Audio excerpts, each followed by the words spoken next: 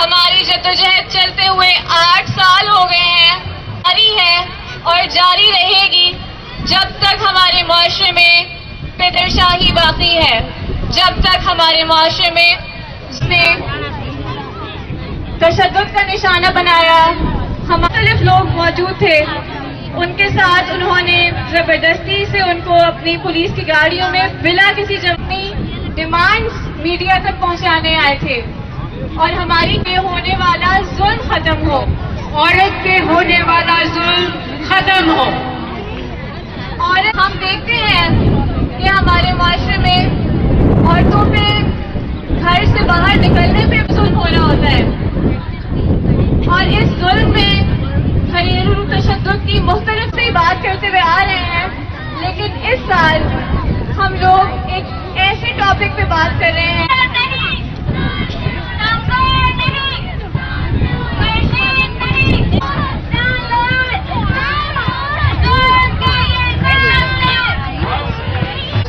यहाँ जमा हुए हैं अपने मुतालबात के साथ, और जो कि हम पहली दफा इतने साफ अल्फाज में माशरे के सामने रख रहे हैं।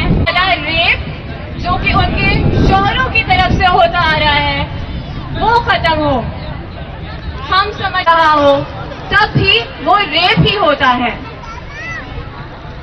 क्या आप लोगों के ख्याल में जब सारी मर्जी खो लेती है, क्या ये सही है? नहीं होना चाहिए कि वो अपनी तबीयत के मुताबिक हाँ या ना कह सके। डॉक्टर तो नशा में बेहतर कर रहे हैं, जो पूरा पेट कटे छे और डाउन जो पूरी सत्यानाश करे पूछा करे बेचारी न्यानी रड़ियों के पूरो घर वालों ने जो रड़ियों सोयो से पोपी उनके छड़ा ना आया से तो भजी ना सके उनका पो उनके डॉक्टर उन जो ऑपरेशन एड़ो कहीं जो पूरो पेट कटे छड़ी डॉक्टर रो छड़ी और निशा बसा के असा मजदूरी करियो ता जिंदे करे जा। हां असा जी न्याणी वई जो को खुशियों खड़ी वई जो का जी तलक असा उन जिला करे रूटी जी तकलीफ तो या तकलीफ में रही जो को पानी तलक ना पीते उन्हें तो गंदो ऑपरेशन केस जो जे तरसई पानी जला तरसई बिल्कुल पागल थी वई छोड़ गुना छोड़ कयो ने।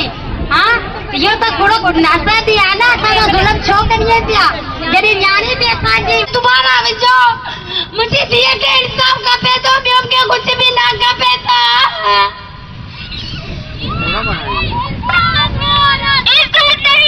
तो शांति के शादी के दूसरे दिन उसके ही शौहर ने उसका बड़े भयानक तरीके से रेप किया।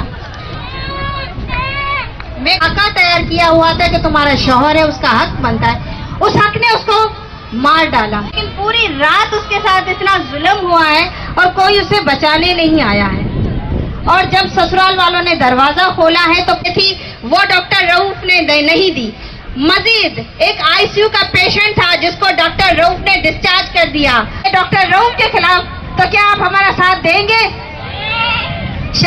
आज शांति के साथ हुआ है, कल हमारी बच्चियों के साथ भी ये होगा और हो रहा है। हमारे मुआशरे में जिस तरह के कानून बनाए गए हैं खवातीन के लिए, शांति के साथ उसके ही अपने शौहर ने उन लोगों की शादी की।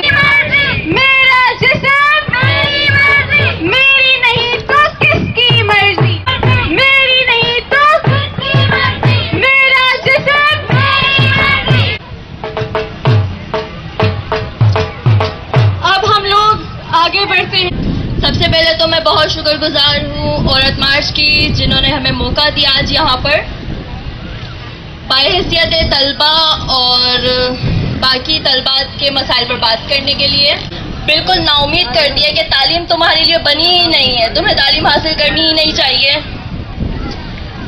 और अगर दी भी जाती है इजाज़त तालीम के लिए तो माशरा इतना हैवान बना हुआ है कि औरत अगर घर से बाहर निकल जाए तालीम के लिए, कुछ हुनर के लिए, तो वो उसके लिए जल्लाद बन जाता है। उन खवातीन के जो पढ़ रही हैं, जो आगे बढ़ रही हैं और बढ़ना चाहती हैं, और सरकारी स्कूल और कॉलेजेस में इनकी तादाद ज़्यादा होती जा रही है। जो खवातीन सड़क से गुजर रही हैं, क्या इस सरकारी सड़क पर उसका हक नहीं है? तो उसे ऐसी निगाह से क्यों देखा जाता है जैसे वो किसी किसान की फसल चोरी करके जा रही है? उसे ऐसी निगाह से क्यों ताका जाता है? उस पर क्यों ताने मारे जाते हैं? उन तमाम हादसों से पहले ये सरकार कहाँ होती है? हमारा हक कहाँ होता है? उन हादसों से पहले जहाँ सरकार वक्त पे तो नहीं पहुंचती, मगर बाद में कफन और 2 आंसू लेके वहां पहुंच जाती है। हुकूमत की आंखों में कौन सी पट्टी बंधी है जो उनको नजर नहीं आ रहा, और ये पट्टी खुलने का नाम नहीं ले रही। और ये पट्टी, इसका मतलब किसी की माँ, किसी की बेटी, किसी की बहन, किसी की बहू, किसी की क्या महफूज नहीं है। लड़की क्या है? लड़की तालीमी इदारों में महफूज नहीं है। आजादी, आजादी, आवाज